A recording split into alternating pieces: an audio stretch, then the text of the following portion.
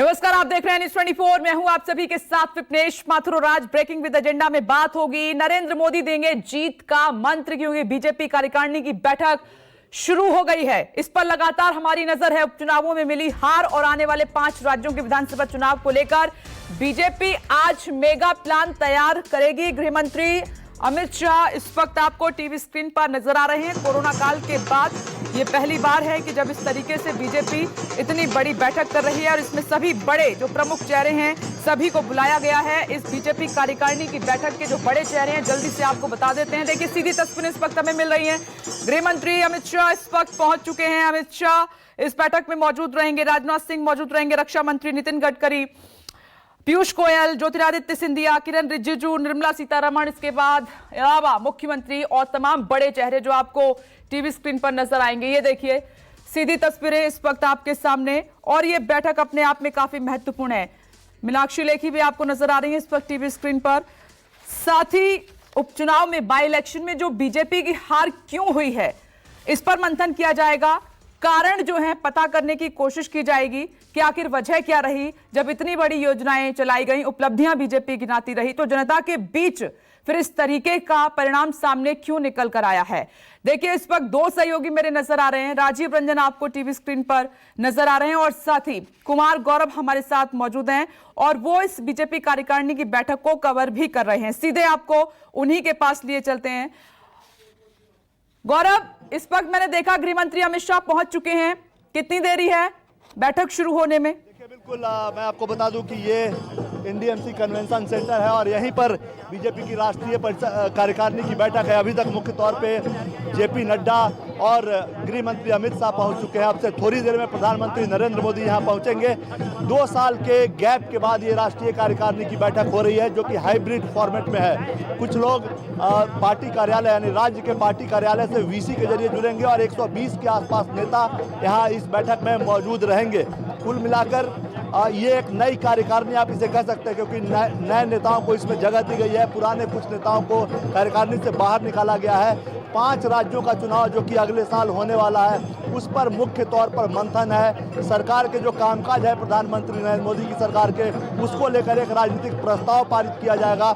100 करोड़ जो वैक्सीनेशन हुआ है उसको लेकर भी प्रधानमंत्री नरेंद्र मोदी का धन्यवाद किया जाएगा।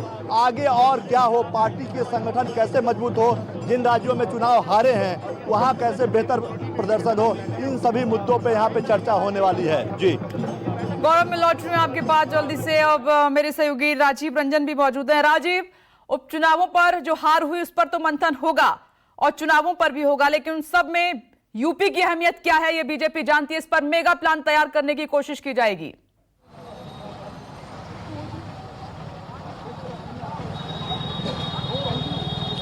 देखिए विपनेश, जो राष्ट्रीय कार्यकारिणी की बैठक हो रही है भारतीय जनता पार्टी की दिल्ली में, मैं उत्तर प्रदेश में हूँ।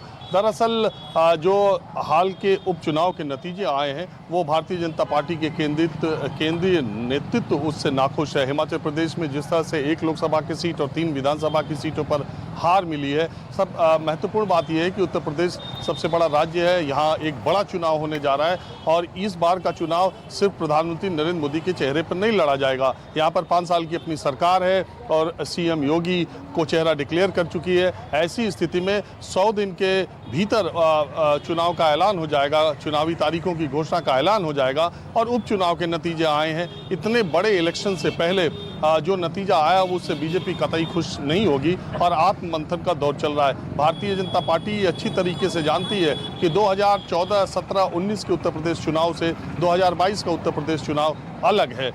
ये बात ठीक है कि प्रधानमंत्री नरेंद्र मोदी यहीं से आते हैं, उत्तर प्रदेश से आते हैं, सीएम योगी यहीं से आते हैं। उन्होंने ऐलान भी किया है और संकेत दिया है कि वो चुनाव लड़ेंगे। इस तरह की बातें आ रही हैं। आने वाले दिनों में खास करके टिकटों के बंटवारे को लेकर के समय बहुत कम है।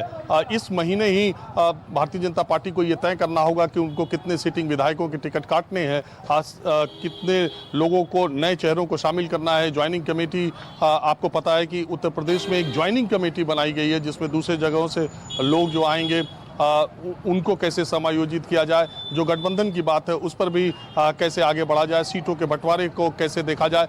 तो कुल मिलाकर के उत्तर राष्ट्रीय कार्यकारिणी की आज जो बैठक है उसमें तमाम बातें तो होंगी, लेकिन आने वाले जैसा कि गौरव बता रहे थे, आने वाले विधानसभा चुनाव की रणनीति क्या हो, फोकस क्या हो, पार्टी की दिशा दशा क्या हो, इस पर मंथन होगा। और सबसे महत्वपूर्ण बात है, जब शाम को प्रधानमंत्री नरेंद्र मोदी का संबोधन होगा तो उससे कुछ आइडिया लगेगा कि पार्टी अपने विकास, हिंदुत्व के चेहरे का घालमेल करके या मेलजोल करके किस तरीके से अगले चुनाव में उतरने वाली है। क्योंकि इन चुनाव से पहले ये राष्ट्रीय कार्यकारिणी, जिसमें देश के भारतीय जनता पार्टी के शीर्षस्थ नेता शामिल हैं, वो मंथन करने जा रहे हैं। और मुझे लगता है कि चुनाव से पहले की ये राष्ट्रीय कार्यकारिणी, इसके बाद तो सब चुनाव डिक्लेयर हो जाएंगे।